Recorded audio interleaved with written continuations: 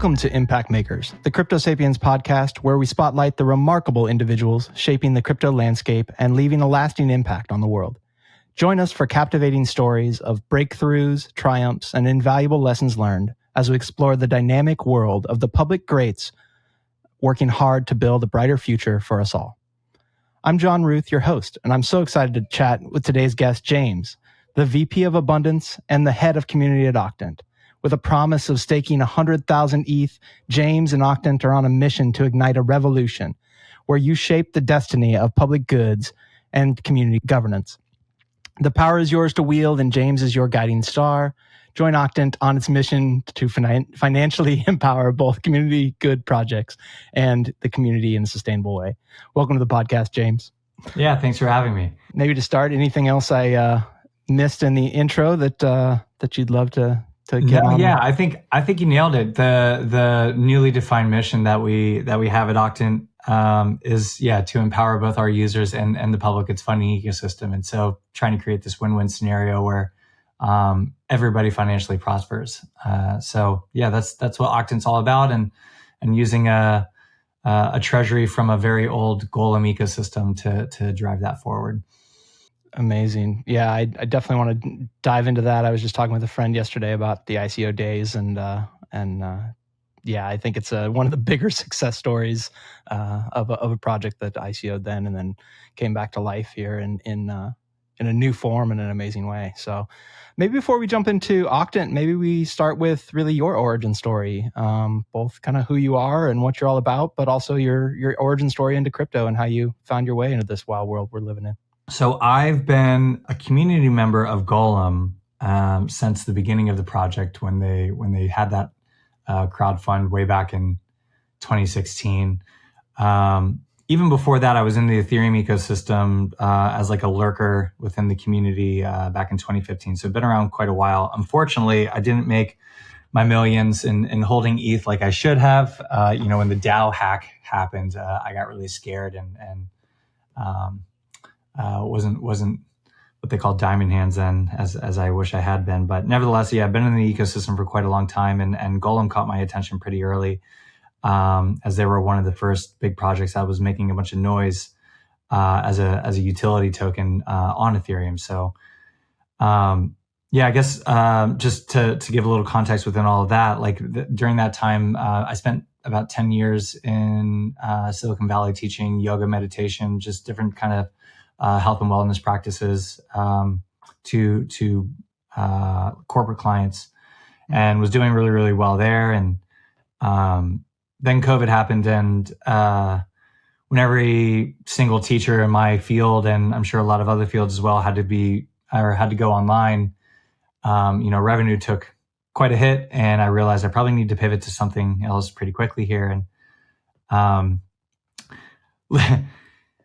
what's the best way to phrase this? Yeah, so I guess I say all that because I was a community member for a really long time within the Golem ecosystem, and I was actually one of the bigger vocal critics of the project. And so I kind of built a reputation for myself being one of these loudmouth people, just voicing my displeasures. And when Golem split into two separate entities. So there's Golem Foundation, which is the side of the ecosystem that I work on. And then there's Golem Network, Golem Factory, which what we call them. They're still building the peer-to-peer marketplace for the computing power. When Golem Foundation had split, I was still voicing a lot of displeasure with how things were going, and probably not articulating my thoughts in the way that I wish I had at the time, but nevertheless a good learning opportunity for me.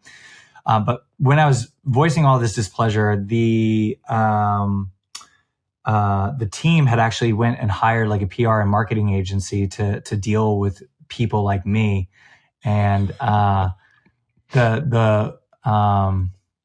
the person who was leading all of that went back and read a lot of the stuff that I was writing, and recognized that I had this unusual amount of passion for this project, and a lot of the things that I was saying, although not articulated in a very positive light or in a well-rounded way, nevertheless, she felt a lot of the things that I was saying were actually correct. So she went and advocated for me to consider joining the team, and at first the leadership over at Golem Foundation didn't have a very favorable view of me, but nevertheless, after chatting with me for a little while, dipped their toe in the water and gave me a shot, and I guess they were really happy with me because I've since joined a year and a half ago or so, full time, and things have been going really, really well. So, that's how I landed here in building the community for Octant, just being I guess, for lack of a better term, a vocal or a squeaky wheel within the community, and rather than just continuing to complain about something, actually, stepping up and wanting to help fix the problems that I was complaining about. So here I am, and really excited to be here working in Octant, because it's a really fun space to be in, and doing things that are beyond just shilling a token and making money is really inspiring to me. So yeah, I'm stoked to be here. Yeah, I think we both have that in common. Just this drive to find ways to use crypto for good. At the end of the day, like, this amazing technology can really make our world a better place, our lives a better places, and yeah, I think it's really admirable that you're on this mission as well. That how can you use this ecosystem that you're so passionate about with Golem and then Octant, that you can actually go out and really at scale be doing some really amazing experiments. It's interesting. It seems like it is that kind of classic, like, if you just keep showing up, eventually you'll get a job kind of story, in a way, though it sounds like you weren't necessarily like in the Discord hoping someday they would hire you. You were just sort of somebody super passionate about what they were building, and I assume just seeing a lot of areas where you weren't in agreement with how things were moving forward. Yeah, I think it sounds like. I'll tell you this, with the long rants that I posted on Reddit, there was no way in heck I thought I would be getting a job here. Like, I think the biggest thing for me was, like, I saw this great potential, and as I was saying, I was teaching yoga and meditation and a lot of stuff in Silicon Valley, but just as important for the people I was teaching to, these tools and methodologies that really help in allowing you to live a healthier and happier life.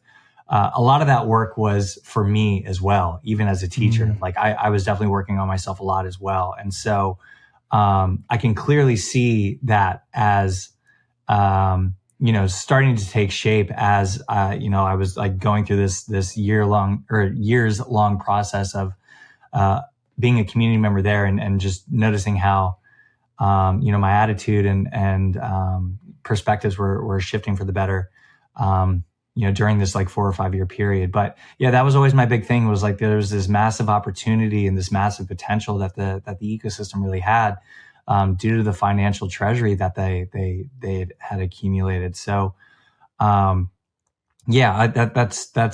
what I think one of my big grievances was. And then, as Octant came into shape, there were a lot of things there that just checked the boxes for me in terms of what our leadership really wanted, and being like hyper transparent and wanting to give back to the broader Ethereum ecosystem, and more broadly just society at large, because we have the opportunity to do so. And so that was really inspiring to me, and I'm happy we're doing it. Yeah, I imagine that. All the health work you were doing was, I think we all need a little of that balance in our lives, especially in this. I think maybe in general, even beyond crypto, but I think crypto is such a fast-paced, like, crazy world, and you're at times sort of isolated from the rest of the world. Like, you're either in it, and everybody that's in it's in it, but oftentimes, at least for myself, maybe you feel this way, with friends, family, that from sort of the past, there's a certain loss of connection now as I get deeper and deeper into this new world. And it's totally, like we believe, or at least I believe, I think probably you do too, that we're building the future of financial technology, but also public good funding and so many things. And yet we're so far ahead of the curve that it can be very isolating at times. So I think having those practices in your life is just so essential. Certainly something I need to find more of. Yeah, I agree. Totally agree. Maybe we can start to jump into Golem a little bit more, and then how that, obviously maybe the little bit more of the backstory on their ICO and where they were headed, but then how that evolved into this amazing new public goods funding mechanism. Yeah, totally. So they raised, we keep talking about this crowdfund round, but just to give a little context, they raised 820,000 ETH, I think, in 30 minutes within this event back in 2016. So a lot of money. And as we, most of your listeners will probably know, ETH appreciated quite substantially. And so what was, I think, $12 at the time when this crowdfund round happened, now we're, I think, just crossing again around $3,000. So at the peak of the treasury during the 2021 bull, I think it was, over $1 billion in what the combined treasury was. And so they had this crowdfunding round initially to build a peer-to-peer marketplace for computing power. So what does that mean? It's hooking up your computer to a network of or a pool of resources where people who want to be able to tap in and build applications that are resource intensive can do that for cheaper than what Amazon or Google or Intel generally offer, which is also permissionless and doesn't allow for censorship and some of these other things I think we see with like centralized cloud services. But that is a really hard problem to solve. And so I think there were some assumptions early on by the team and how they were going to be able to build it. And then when it turns out, when you're very privacy focused around proprietary things being computed on random people's machines, then it becomes a much harder problem to solve. Like how do you have computations performed on Joe Schmo's computer without Joe Schmo being able to see what's being computed on his computer? So it's a harder problem to solve, and it's taken them quite a while, I think, to build what they initially thought was only going to take a couple years. And so as they really wanted to focus on building out the tech, the community started to drop further and further because a lot of the people there were more interested in profit rather than the tech. And at the same time, I think because they were focusing so much on building the product, that the communication and community building started to fall by the wayside. So what was one of the biggest communities, I think, in 2016 and 2017 started to drop off. And this is like where one of my criticisms really was, is, we had this big thriving community and people were just like slowly starting to trickle away. But in 2019, because that treasury had appreciated so much, Golem decided to split off into two separate entities. So Golem Foundation took a third of the remaining crowdfund treasury, and Golem Network or Golem Factory, still building that initial mission of that computing marketplace. So with a third of the funds, Golem Factory realized that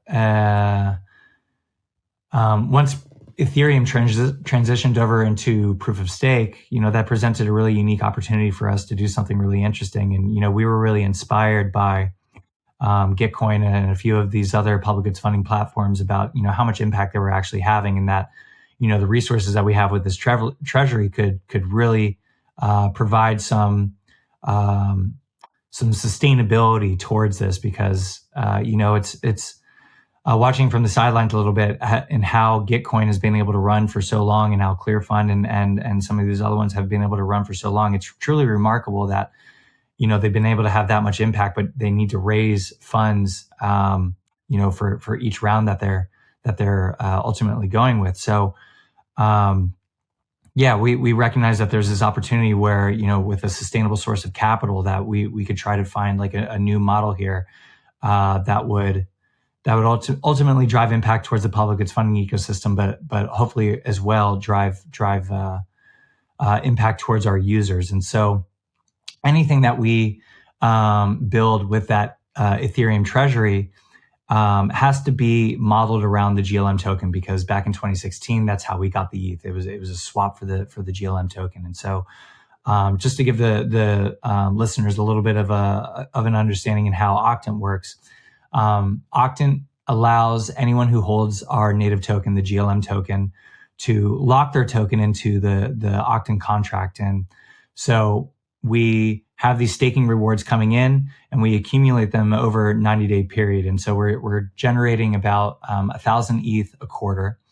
And so those rewards are then driven to our users and then separately to a public goods funding matching pool, minus costs. So as a user, you're going to be receiving rewards at least proportional to how much of our native token you lock in. So if you lock in 1% of the total supply into our contract, you're going to at minimum receive 1% of what we generate within that 90-day period.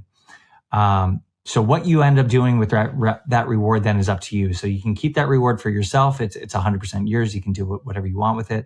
But what we're hoping to inspire is that if you donate any amount of those rewards to public goods that participate in this round, then that donation is going to be leveraged by the matching pool that I talked about. And it's been really neat to see that through these 2 rounds, we've been seeing around a 50x multiple of donations. So for every $1 that you donate, we're averaging around $50 being matched on top of that donation. So it's been pretty impactful to see, a good amount of leverage for users that ultimately decide to be generous with their rewards. And so we've been thinking about how we can further tinker with what we have right now, because the downside of what this model is that it's a plutocracy, and that's fundamentally not really in alignment with the public goods funding ecosystem. And so we've been looking at how we can better align Octant to the greater PGF ecosystem, and maybe experimenting with QF or some kind of quadratic voting mechanism. We're also looking into how we can bring in even more capital to drive both to our users into public goods, and we have some announcements that are going to be coming up in the next few months about that. But yeah, that's the short and sweet setup about Octant is you have these staking rewards coming in, and then users decide what to do with those rewards, and then a separate matching pool that leverages any sort of donation that the users end up giving. Got it. And yeah, I feel like I just blew you away there. Yeah, well, no, yeah.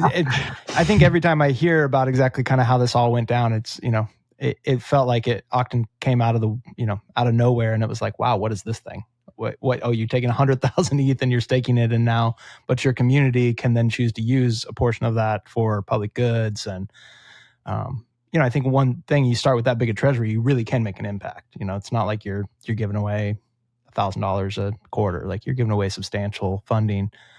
But it sounds like part of the struggle is like, how do you distribute that in the best way, and how can the community help you decide? I know and maybe it'd be helpful to talk a little about the first few rounds and how you thought about who would actually receive those rewards. I know the first round, it was really looking to big, established public goods projects and pushing those rewards to them. But I know it has broadened a little bit more in the recent 2 epochs. We just, I guess for listeners' context, the third epoch epoch just finished a week and a half ago or so. Exactly. And then so we're kind of three rounds into this experiment, I guess, just for context. But maybe we can talk a little bit about how you have chosen those projects and how maybe you hope to evolve that. Totally, yeah. So we actually started at 0 because that was a round that we had run with 10 projects before Octant actually launched. It was just a pre-launch event that we had ran to try to create a foundation for our community before the app actually launched. So technically, although you were totally correct, the Epoch 2 just finished since we started at 0. And so Epoch 3 will be starting Epoch 3, the accumulation of rewards for Epoch 3 has already begun, and the allocation window for that round will start in middle of April, I believe.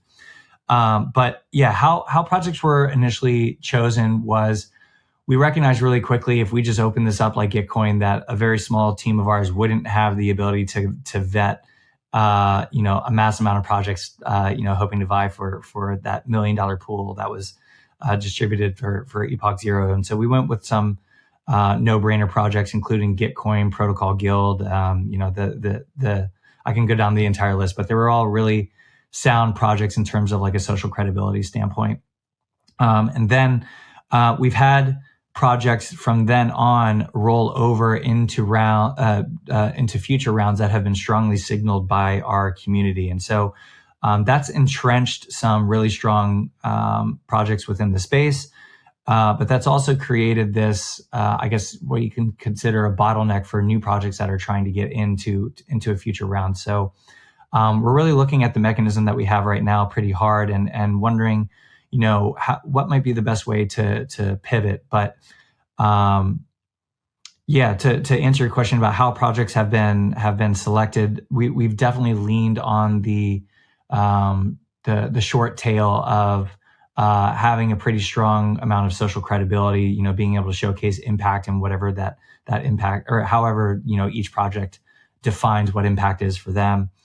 There's definitely been, a lot of projects that I think were really strong ideas, but haven't built much. And we've turned them away just because, there is this social credibility, I think, that we want to have a little bit of consistency with. And at the ideas stage, it just doesn't match up, I think, with what we're trying to fund at Octant, at least right now, because different from other public goods funding platforms like Gitcoin, we only have a certain amount of spaces in each round. And so compare that to Gitcoin, if you are able to show like why you are a public good, I think they're much more open in terms of like, what they accept in any of their given rounds. And so because we have this finite amount of spaces, we definitely thought that, having a stricter sort of social credibility only naturally makes sense there.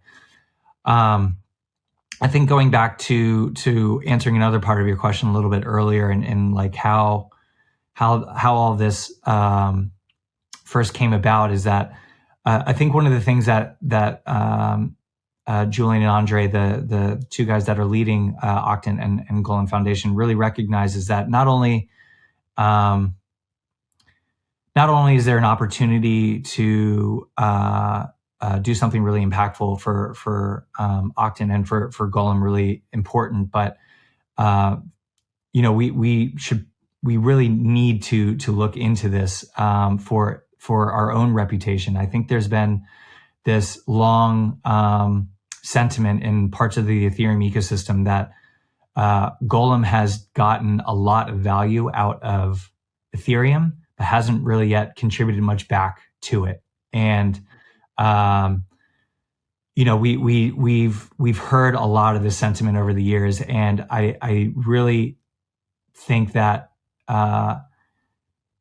Julian and Andre really felt that we within a position of opportunity, or within a position of having the ability to do something that drives value back to Ethereum, to seize on that opportunity, because they do care. And reading, although crypto Twitter is very toxic, you don't want to take that stuff too personally.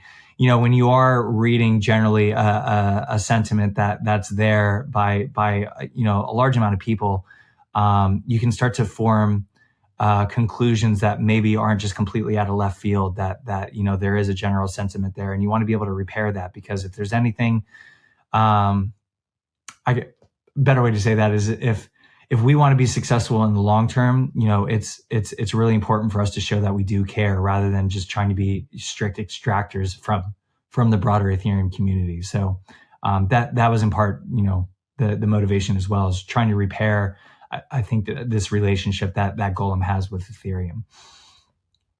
So I'll say this as well: Golem token holders, maybe not the most appreciative of the public goods funding side being thrown at them. I think they would love to have like maximum value extracted from the staking operation, driven back to just strictly the token holders. But at the end of the day, that's not very interesting, and it probably only further drives the narrative of Golem being an extractor from Ethereum, right? So there were definitely some salty community members about that, but at the end of the day, I think we have a really good opportunity to sort of bridge capital aligned community members with the public goods funding ecosystem, and by and large, I think that's what Octant aims to do.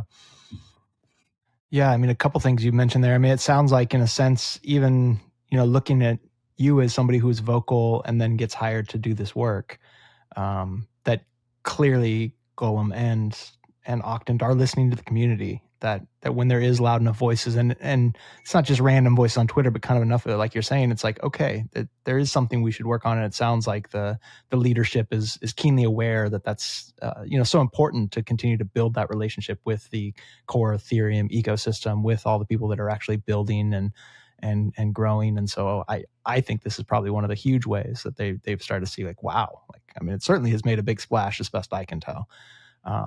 But to point to another thing that you just mentioned that I assume is maybe your greatest challenge, but correct me if I'm wrong. And if it's not, I'd still love to hear about it. But it sounds like, really, of the different public goods mechanisms out there, your biggest challenge is facilitating this degen to regen pipeline. Like, you're trying to take all these people that essentially were degens at some point and bought a bunch of Golem and are trying to ride this thing, and trying to get them to shift over to thinking about how they can also support public goods.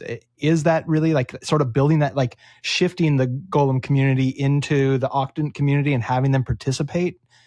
Has that been the greatest challenge, maybe, is the first question? Yeah, well, I would say we haven't even been successful yet okay. By and large. Like, we have some really big whales in our community that they've maxed out the claiming the rewards for themselves. And that's totally fine, because that actually allows right now, the shortcoming of our mechanism right now is that, if the whales decided to be really generous, then that would drown out donations by and large of the average fish like me. So it's actually been good that they've been staying on the sidelines a little bit, because then the rest of the community can really participate, and then we see these, like, really large leverages of donations from the matching pool. But we definitely recognize an opportunity to create a much better bridge. And the way that I see that is if we move over to a more democratic mechanism that allows for distribution of the matching fund. So, you can think of that as quadratic funding or some kind of a mechanism around quadratic voting. That then would allow more users from the public goods funding ecosystem to confidently come into Octant and say, I know that my donations aren't going to be masked by a potential whale if they want to be really generous. At the same token, if we have this mechanism, then I could see people who are very capital focused to then maybe want to dip their toe in the water, because it only requires a very small amount of their capital to participate in the funding of public goods. So I see that as, like, this bridge of being able to uplift both sides of the ecosystem. And then I have some really big ideas that I think are starting to catch more traction internally about how we can leverage the motivations of the degenerate community to funding public goods. There are ways you can do that. You can harness the degen motivation for their own personal gains while impacting public goods in a really positive way. So we're looking into that really, really heavily right now, because if the listeners aren't aware, that there's a much bigger community in the crypto ecosystem right now that is of the degenerate gambler quality than there is in the striving for uplifting the social good or the common good quality. And so if we can tap into this much bigger sub-community of degenerate gamblers, and that would bring positivity for social outcomes, then I think we've really hit the nail on the head, so to speak. And I'm really confident in some of these ideas that I have. We just have to get a Sybil solution in place first, because you can gain the hell out of it if you, as an individual, can create 20 different wallets and pretend to be 20 different people. Yeah. That's one thing I was going to say, is that I think that one of the unique things that you don't have to deal with the current system, at least, is really Sybil tax of the mechanism, which is, having been with Gitcoin or formerly with Gitcoin, I certainly know the trials and tribulations of Sybil attacks and what that does to a round at the end of the day. It's literally why they built this mechanism, was like the plutocracy in a way is a soft Sybil defense. But I think, you can protect from Sybils as much as you want, to the detriment of really growing the community that you're ultimately trying to foster. Or you can maybe take some bumps and bruises on the Sybil side of things, but at the end of the day, be able to much more closely align your mechanism with a broader target audience. And so I would think that growth is definitely the more important of the two, because we at the end of the day, we don't want just a couple hundred people voting on this like massive matching pool. We want to inspire like a really large community like Gitcoin and some of these other projects have. So I think that's where we're in recognition of right now, is like we have a good foundation, but there's definitely ways for us to improve. That makes sense. I mean, it sounds like the mechanism right now, you're almost having to be whale resistant in a sense. And so that's sort of a unique thing that I don't think anyone's had to think about too much in that context. But yeah, I can see whereas some of these ideas, and excited to follow along as sounds like there'll be a lot of exciting announcements here in the next few months around this and around some of these other ideas of starting to work with others and things like that. But I think as you shift that mechanism, then it just opens up new problems. And so how do you solve for that? At the end of the day, are you thinking, I guess I can shill Gitcoin a little bit, like Passport? Does that feel like something that works for you? Or do you think that there's more that's needed than that? Or is that kind of how you're thinking about that as you get there? It's a great question. We actually just had a long strategy call on this topic last night, because our dev team had a long conversation with the folks over at Passport yesterday. So it does seem like it will check a lot of boxes for us. Obviously, there's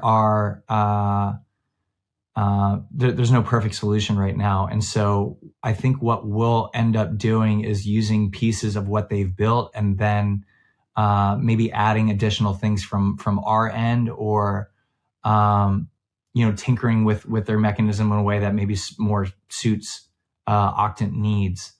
But by and large, I think starting there and then just being willing to take maybe some bumps and bruises along the way is totally fine in my opinion, because at the end of the day, we do have this sustainable source of revenue, and we have more of a curated list of projects that are eligible to receive funding. So there are protections there that I think we can ultimately be okay with the outcomes in the short term, as long as we're able to adapt and iterate and just positively grow and refine the mechanism over the long term.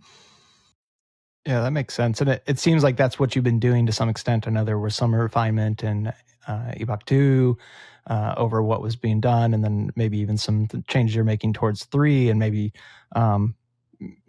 first part of the question, what have been the lessons learned, or are you seeing momentum, or things have, big splash and things have slowed down in terms of people's participation, but then also what new sort of experiments are we going to see in the next round? Totally. Yeah. I think that one of the big lessons is that just like any product, having a really strong message about why people should care is so crucial. And, this seems really, really obvious, but I think it's really, really important to understand that, because while, we as a team, or even other teams that I've seen with this as well, while we can feel that this project that we're building makes a lot of sense in many ways, if there isn't the strong, resounding motivation of why a user should care, then it's going to fall a little flat. And I think we saw that. Like, we had assumed because there were there was a lot of money going to public goods projects that, a larger community would care about using Octant as a mechanism to fund public goods that they care about. And I think that was a little short-sighted in my opinion. And we've definitely, changed things in part because of that lesson learned. I think another example of this is Gitcoin shutting down public goods network, right? Like, just because there's this network that funds public good, like there has to be some really strong reasons there for people to be able to want to use that product, right? And so it's definitely. I think Octant and PGN were kind of in a similar sort of vein as like maybe funding public goods just along itself or just on its own isn't that strong of a motivator, that there maybe needs to be extrinsic motivators as well, because so much of our ecosystem, at least at this stage, is driven by rewards or extrinsic motivations. I think it's really easy to say that a plutocracy is bad in the public goods funding ecosystem. That's not going to drive a strong coalition to want to be able to use your product. At least I'm very confident in saying that. Maybe some of my team maybe disagree there. So I'll say this is my own personal view. And I think having.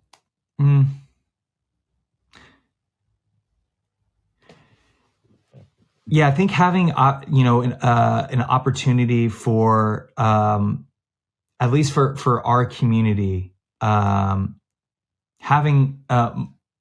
allowing them to have more impact in the direction of Octant, and we've seen just beginning to open the can, so to speak, in this regard. We've seen so much engagement from this. So. For a little while, almost exclusively, every decision that was driven by Octant every decision of Octant was driven by the core team. That's a better way to phrase that. We've now started on our governance board to open up a few different conversations about how we can better optimize, our mechanisms, how we can, give more impact towards the community in other ways. An example of this is we now have a community fund that we're building a governance model around that is going to be 100% governed by the community. Later on down the road, if this actually becomes a really battle-tested framework, this could theoretically govern Octant.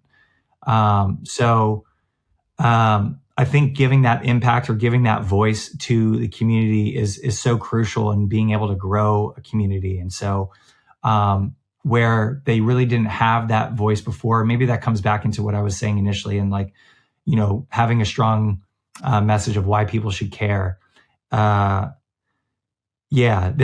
were definitely lessons learned and ways in which we've definitely recognized the need to realign ourselves there. So how we've done that for Epoch 3 is we now have much more rewards going to our users. We have much more rewards going to the public goods matching pool. We now have a community fund that is going to be governed by the community once this framework is developed. And so I think we're starting to recognize just how vital community is, and how vital aligning our mechanisms to ultimately what our mission is just vital. It's just so important. So those are where the big shifts have taken thus far, and where further changes are going to be coming around is aligning to that. It makes a lot of sense, and I think it sounds like you're learning as you go. And I think that I think a plutocracy that never wants to be anything different is one thing, but a plutocracy that strives to be a democracy long term is a different thing. It's a centralized entity that starts out that way but strives to be more decentralized every day. That's what we're all doing here, I think. So it feels like it's that same journey where right now you recognize that there's only so many limits or so many parts of this experiment you can test at once. So You have to, make certain decisions about how you're going to operate this whole project from day one. And so you've got to have a core team that's making some of those decisions to know that like these first few rounds are so crucial in the foundation of where you're going. So you gotta keep a certain amount of control of that and really control the context at the end of the day of what this really is. And then it sounds like as you begin to set up these new systems long term, that allows you to then exit to the community, if you will. And so I think that's a super powerful vision to hold for you all, and I think that's a lot of crypto. I think is that way, and in some respects, I think we're certainly not in a fully decentralized crypto world by any means. So I think we're all somewhere along that path. But maybe you could talk a little bit more about this community fund, because I think this is super interesting. Is this going to be like another like project, if you will, that people can vote to along with the 10? And then that money, then the community decides how they disperse those rewards? Or is it totally separate from sort of the current mechanism? Or I may be missing something along the way, how that kind of plays into that. It's a great question. So you can think of so we have 1,000 ETH a quarter coming in. And so maybe expanding a little more in what I had said earlier in the session here, the funds are split up in 4 pools. Beginning in Epoch 3. We have 35% of the rewards that are going to be going to users, 35% of rewards that are going to be going to the public goods matching pool, 5% of rewards that are going to be going to the community fund, and then 25% is going to be going back to us because we have a lot of costs at the end of the day. And so I think we might be scratching, or we might be getting close to 100% of what costs are with 25. I think we might still be a little bit under. So we're hoping ETH continues to appreciate so that we can, get above that threshold. I think long term that 25% with the trajectory that ETH is on, Golem Foundation, as I said, would love to be able to sunset being the core driver of Octant if we have a battle tested governance model. And that 25% then can fund other initiatives. But breaking down those 4 different pools that I had mentioned, the 5% for the community fund, that's going to be streamed to a governance model that we're building right now. And so I have been, maybe I was a little naive in understanding how much work I was going to be biting off for myself, but we've built a large group of contributors who have shown interest in wanting successful outcomes for Octant. And so we asked this large group to come together. Hey, we're going to be building a governance framework around this 50 ETH a quarter community fund. It could eventually become, the governance framework for Octant one day.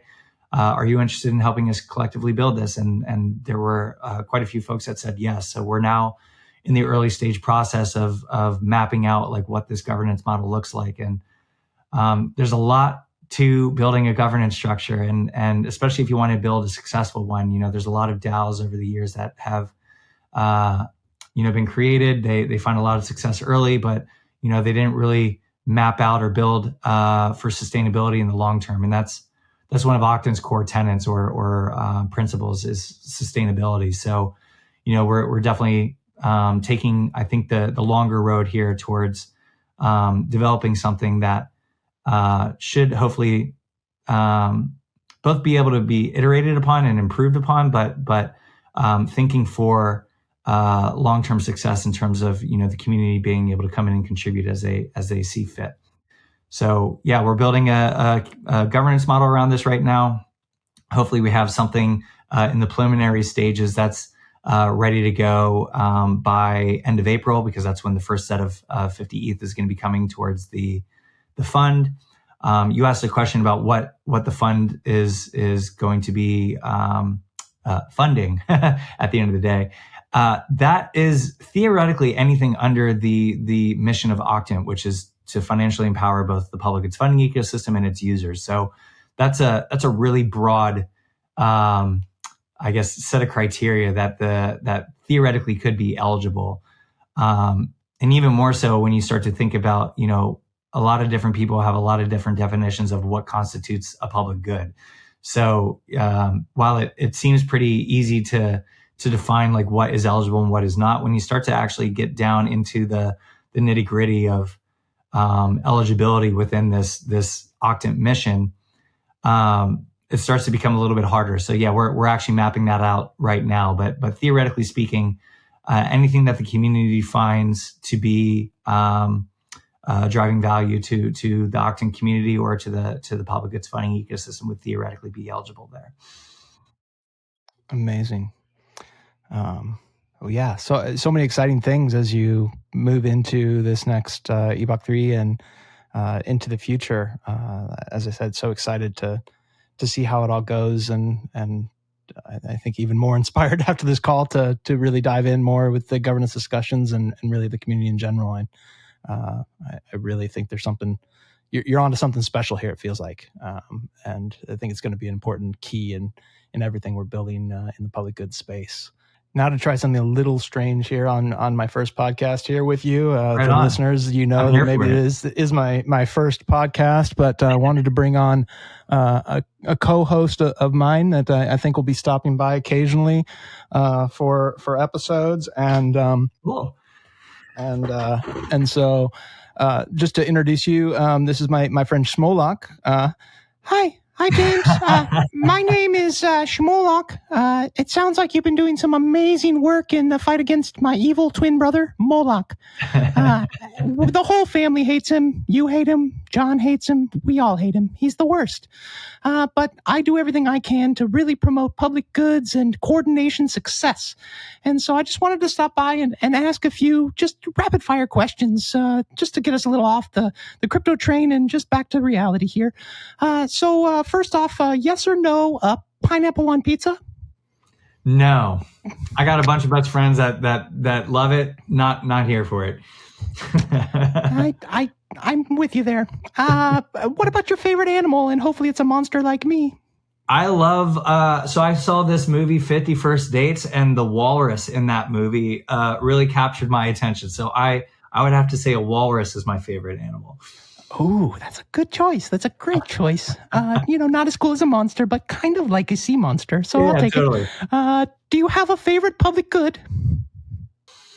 I mean, big shout out to Protocol Guild. They're definitely my number one. I mean, we couldn't really be doing what we're doing at Octant without those guys. And today I just found out we moved into the top 10 of their donors list. So really stoked, both with the work that we're doing and the collaboration we've had with them. So yeah, I would say they're number one in my heart right now. Love that. It's hard to pick, but I think that's a solid choice. And then lastly, with all the existential dread of coordination failures my brother Moloch is causing, it's hard for us all. Most every day can be a little bit troubling and hard, but wondering if you have any tips for staying optimistic in this crazy world. Yeah, I think technology just keeps pushing us forward, and if used in the right ways, are definitely like super valuable tools, obviously. So, within coordination failures, maybe AI or some other type of set of technology comes around that helps us solve some of these issues. And I'm really optimistic about that because, there's so many talented people within the Web3 ecosystem that have their attention on solving this problem, that in my opinion, it's just a matter of time. That gives me a little bit of hope for sure. Well, thanks for having me. I'll hand it back to John now. But great to meet you. Hope to see you again sometime soon. Great to meet you as well.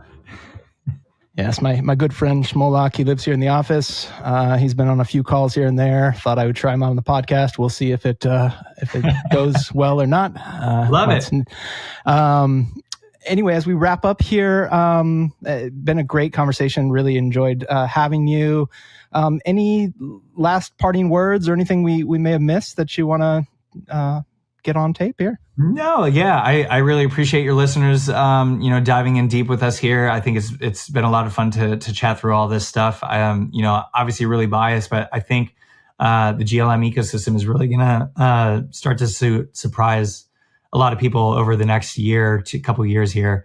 As I mentioned before, there is a separate Golem project that is building that marketplace, but AI is a really big or hot topic right now, and they have some really exciting things on their side that they've been building around like a GPU marketplace for machine learning and AI powered products. So between what they're doing over there and then what we're doing on the Golem Foundation side, I just think our ecosystem is really starting to come around and being able to drive value. So if you haven't already, check out both projects, Octant and then Golem Network.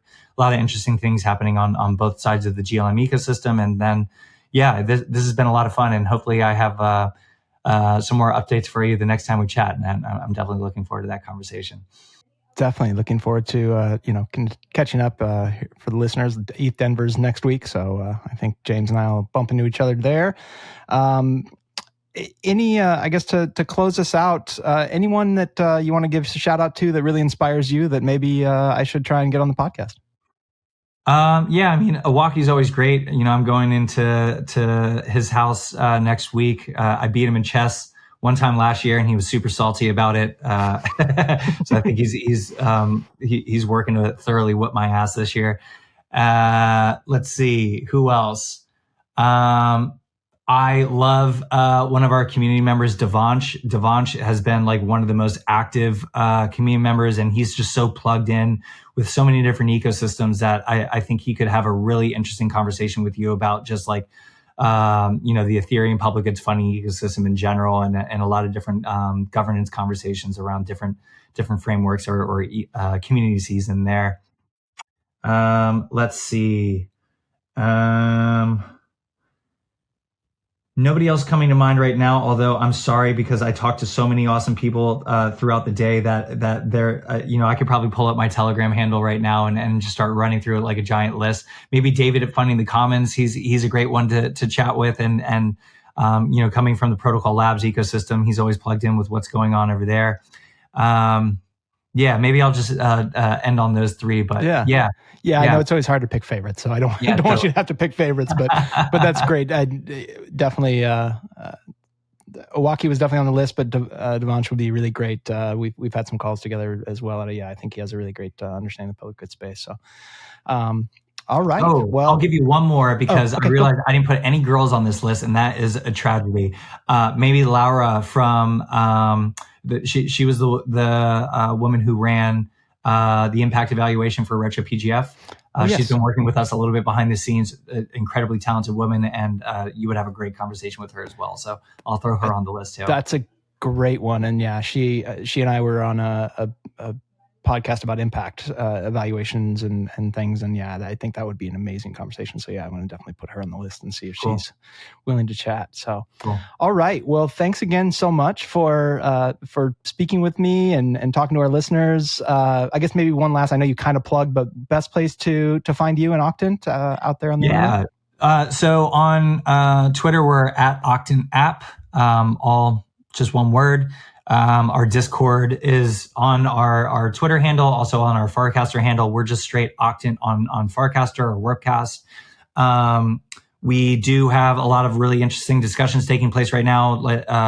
Octant, I guess you could consider, is still like this piece of clay that's being molded. So if you have ideas around governance or public goods funding or even tokenomic ideas, we're listening to our community by and large. So come to our governance board and share your ideas, whatever they may be. And we'll definitely entertain those conversations. So check out our social handles, jump into the Discord, jump into the governance board, and looking forward to those conversations. Sweet. We'll put all those links down in the show notes. And for all those listening, can't wait to deliver another episode to you real soon. So thanks for listening. We'll talk soon. Have a great day. Appreciate you.